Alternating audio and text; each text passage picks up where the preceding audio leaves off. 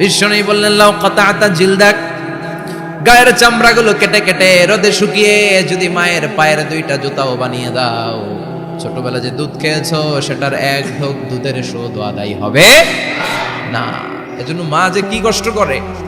এখানে বেশিরভাগই আমরা নর্মাল প্রসেসে পৃথিবীতে এসেছি, তাই না? সিজারিয়ান বেবি খুব কম, থাকলে এক দুইটা। নর্মাল প্রসেসে একটা বাচ্চাকে ডেলিভারি করতে একটা মায়ের যে কত কষ্ট হয় আপনি কল্পনাই করতে পারবেন না। চিকিৎসা বিজ্ঞান বলে একজন সুস্থ মানুষ ব্যথার একটা ইউনিট আছে, মাত্রা, ব্যথা মাপার একক। 45 ইউনিট পেইন বা ব্যথা একজন মানুষ সহ্য করতে পারে। ব্যথার তীব্রতা বা মাত্রা যদি 45 ইউনিটের বেশি হয়, যদি ছাড়িয়ে যায়, হয় লোকটা বেহুশ হবে, নয় মরে যাবে।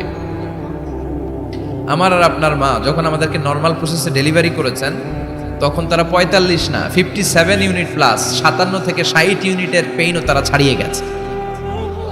57 ইউনিটেরও বেশি ব্যথা তারা সহ্য করেছে, যেটা কোনো অ্যাক্সিডেন্টে আপনার দেহের 206টা হাড্ডি আছে, তো 20টা হাড্ডি একসাথে কোনো অ্যাক্সিডেন্টে ভেঙে গেলে যত ব্যথা তার চেয়েও বেশি ব্যথা। এজন্য মায়ের মনে কষ্ট দেয়া যাবে? মায়ের মনে কষ্ট দিয়ে জীবনে কেউ সফল হতে পারে নাই।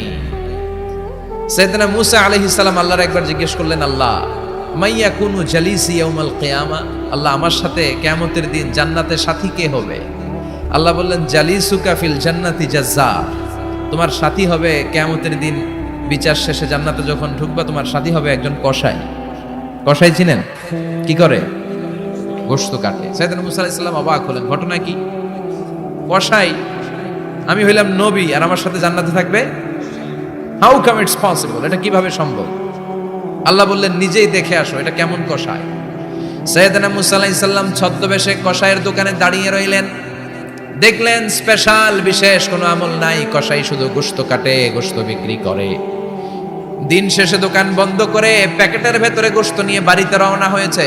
বাড়ির ভেতরে ঢুকে যাওয়ার পর সাইয়েদনা মূসা আলাইহিস সালাম ঘরের দরজার কড়া নাড়লেন।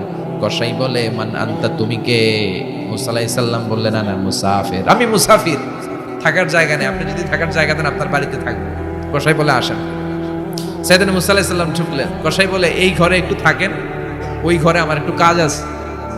মূসা আলাইহিস সালাম বললেন, যান, কাজ সেরে আসেন। মূসা আলাইহিস সালাম খেয়াল করলেন ওই ঘরে মাচার উপর থেকে বয়োবৃদ্ধ এক নারীকে তিনি নামিয়ে গোসল করালেন, টাওয়াল দিয়ে গা মুছিয়ে দিলেন, নতুন জামা পরিয়ে দিলেন। এরপর দোকান থেকে আনা সুন্দর গোশতের টুকরাটারে নিজ হাতে কেটে রান্না করলেন। তারপর রুটি বানালেন, আর গোশত আর রুটি হাতে নিয়ে ওই মহিলার মুখে তুলে দিচ্ছেন। মহিলা খাচ্ছে, খায় আর বিড়বিড় করে কি যেন দোয়া পড়ে। সুবহানাল্লাহ পড়বেন না? ওই মহিলাকে খাওয়ানোর পরে কসাই সাইয়েদনা মূসা আলাইহিস সালামকে মেহমান হিসেবে খাবার নিয়ে আসলেন। বললেন, ও পথিক, খাবার খান, সকালবেলা আপনিও চলে যাবেন, আমিও যাব আমার দোকানে, খেয়ে আপনি ঘুমিয়ে পড়েন। মূসা আলাইহিস সালাম বললেন, ততক্ষণ পর্যন্ত তোমার আনা খাবারে আমি হাত দিব না, যতক্ষণ না তুমি বলবা ওই মহিলাটাকে। কসাই বলে, হাদিহি উম্মি, এটা আমার মা। হাদিহি উম্মি, এটা আমার মা। এই দুনিয়ায় এই মা ছাড়া আমার কেউ নাই, আমিও ছাড়া আমার মায়ের কেউ নাই। তাই প্রতিদিন দোকানের কাজ শেষ করে গোশত এনে রান্না করে আমার মারে আমি খাওয়াই। হাদিহি উম্মি, এটা আমার জনম দুঃখিনী মা। সাইয়েদনা মূসা আলাইহিস সালাম, বুঝলাম তোমার মা, কিন্তু তুমি যখন রুটি তোমার মায়ের মুখের ভেতরে তুলে দিচ্ছিলে, তোমার মা বিড়বিড় করে কি যেন পড়লো, কি পড়ে তোমার মা?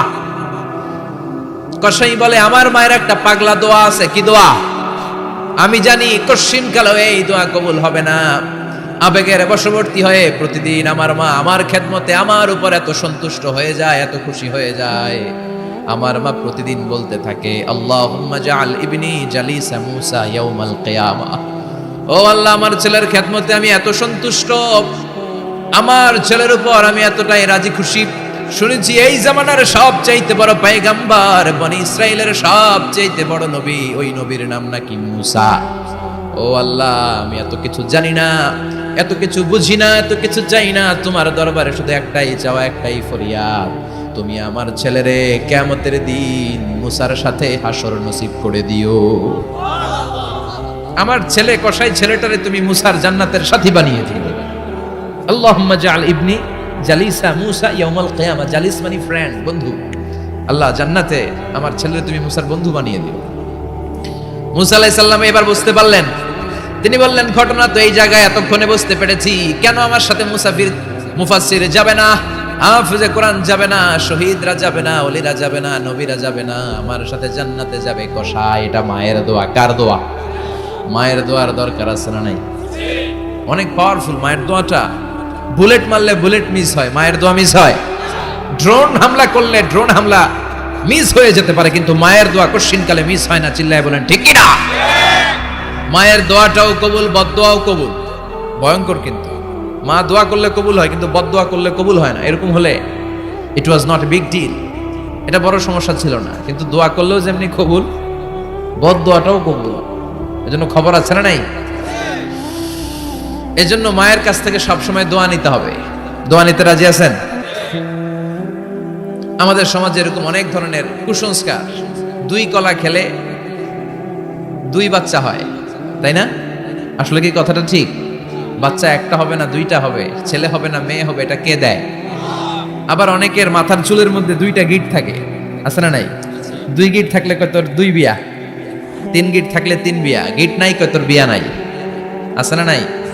এগুলো মুসলমান বিশ্বাস করতে পারে? মুসলমান বিশ্বাস করে একজনকে, তিনি কে?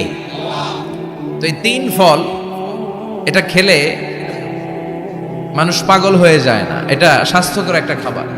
বাংলাদেশের 3 আর আরব দেশের 3 এর পার্থক্য আছে। আরব দেশের 3 খুব সুস্বাদু। তো এই 3 নামে আল্লাহ একটা সূরা দিলেন। সূরার নাম হচ্ছে সূরাতুত তিন। সূরার নাম এরকম অনেক নামে আল্লাহ সূরা দিয়েছেন। খেয়াল করে দেখবেন, মানুষের নামে সূরা দিয়েছেন, সূরাতুল ইনসান, সূরাতুন নাস। আবার ইন্ডিভিজুয়াল 6 জন পুরুষ মানুষের নামে সূরা দিয়েছেন, 6 জন নবীর নামে, একজন ওলির নামে। সূরা হুদ, সূরা ইউসুফ, সূরা ইউনুস, সূরা মুহাম্মদ, সূরা ইব্রাহিম, সূরা নূহ, আছে না নাই? আবার সূরা লোকমান, আছে না নাই? মানুষের নামে সূরা, তাই না? তো 7 জন পুরুষের নামে সূরা, আর মাত্র 1 জন নারীর নামে আল্লাহ সূরা দিলেন। বলেন তো এই সূরাটার নাম কি? মারিয়াম। তো রেশিওটা কম হয়ে গেছে না? পুরুষ 7 জন, নারী 1 জন। নারীরা যাতে রাগ না করে, নারীদেরকে বুঝ দেওয়ার জন্য আল্লাহ সব নারীদের নামে আলাদা একটা সূরা দিলেন। সূরার নাম, তার মানে আল্লাহ নারীকে খুশি রাখতে চায়, বিশ্বনবীও নারীদেরকে খুশি রাখতে চায়। আমার অনেকে বলে, হুজুর আপনি নারীদের পক্ষে কথা বলেন বেশি। আমি সবার পক্ষেই বলি, যার যেটা অধিকার তাকে সেটা দিতে হবে, ঠিক কিনা? নারীরা সম্মানিতা, তাদেরকে সম্মান দিতে হবে। বিশ্বনবী তাদেরকে সম্মান দিতেন। মা আয়েশাকে বিশ্বনবী সবসময় আগে সালাম দিতেন। সুবহানাল্লাহ পড়েন। খাদিজা রাদিয়াল্লাহু তাআলা আনহাকে আল্লাহ তাআলা আরশের উপর থেকে সালাম পাঠিয়েছেন। এজন্য নারীদেরকে সালাম দিবেন বেশি বেশি। ঘরে সুখ শান্তি নাই, অনেকে বলে ঘরটা নাকি জাহান্নামের টুকরা, কারণ সালাম নাই। সালাম মানে শান্তি। সালাম মানে কি? সালাম সালাম হাজার সালাম সকল শহীদ স্মরণে, আমার হৃদয় রেখে যেতে চাই তাদের স্মৃতির চরণে। পড়েন আমিন। সালাম মানে, চিল্লায় বলেন। জান্নাতীরা যখন জান্নাতে ঢুকবে, ফেরেশতারা জান্নাতীদেরকে কি বলবে? সালাম, শান্তি। Enter the paradise with peace and security. শান্তি এবং নিরাপত্তার সাথে জান্নাতে ঢুকে যান। এজন্য ঘরটারে শান্তিময় বানাতে চাইলে সালাম দিতে হবে। কি দিতে হবে? আজ থেকে স্ত্রীকে সালাম দিবেন তো ইনশাআল্লাহ। পড়েন। আমার মাইকের আওয়াজ যদি বোনদের কানে যায়, মাদের কানে যায়, আপনাদেরও বলি, আপনারাও আগে আগে সালাম দিবেন। এই দৃশ্য বাচ্চারা দেখলে বাচ্চারাও সালাম শিখবে, ঠিক কিনা? মা খাদিজার ব্যাপারে আল্লাহ বলেছেন, জিব্রাইল তুমি যে খাদিজারে আমার পক্ষ থেকে সালাম দিয়ে দাও, আর খাদিজারে বলে দাও জান্নাতে খাদিজার জন্য এমন ঘর আমি প্রিপেয়ার করে রেখেছি যেই ঘরের ভিতরে কোনো নয়েজ নাই, কোনো আওয়াজ নাই, কোনো ডিস্টার্ব নাই, আছে শান্তি। সুবহানাল্লাহ। কারণ বিশ্বনবীর জন্য খাদিজা নিজের ঘরটার এরকম নয়েজহীন, কোলাহল মুক্ত, শান্তিময় করে রেখেছিলেন। বিশ্বনবী কোলাহলপূর্ণ দাওয়াতি কাজ শেষ করে যখন ঘরে যেতেন, কলিজাটা ঠান্ডা হয়ে যেত। বিশ্বনবীর জন্য এমন একটা ঘর রেখেছিলেন মা খাদিজা, ওই ঘরে বিশ্বনবী যখন প্রবেশ করতেন, বাইরে যত মারপিট হয়েছে, মারামারি হয়েছে, কাফেরদের যত অত্যাচার সহ্য করেছে, ঘরে ঢোকার সাথে সাথে নবী সব ভুলে যেতে। এত মায়া, শান্তি, প্রশান্তির ঘর খাদিজা বানিয়েছিল। এজন্য আল্লাহ বলেছে, জিব্রাইল খাদিজারে বলো, খাদিজার জন্য এমন জান্নাত আমি রেখেছি যে জান্নাতে কোনো সাউন্ড নাই, আওয়াজ নাই, ডিস্টার্ব নাই, কোলাহল নাই, কোনো নয়েজ নাই। চিল্লায় পড়েন আল্লাহু আকবার।